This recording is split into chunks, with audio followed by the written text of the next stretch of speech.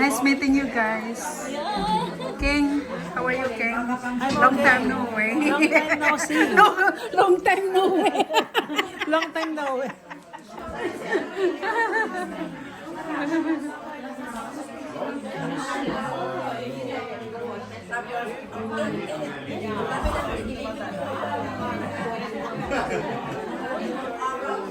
Long time no see.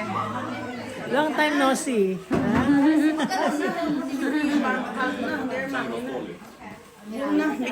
Bikan na. Unsil. Ya, son. Anan, kom na. Bibo, bispisi, bibo. Tukan yun. Bila. Lagi na alis amin. Bila. Bella. They're outside, no? That means they're back. Ja. Ok, dere, da skal vi bare be kjapt for maten før vi forsyner oss. Ok, i Faderen, Sønnen og Den hellige ånds navn. Bless us, O Lord, and this day gift which we are about to receive from thy bounty in Christ our Lord. Amen.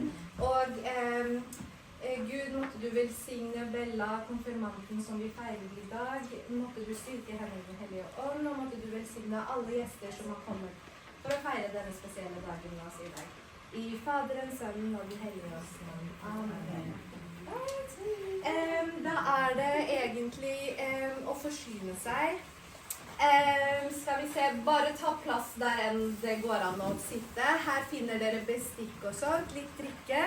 Og så er det tallerkener.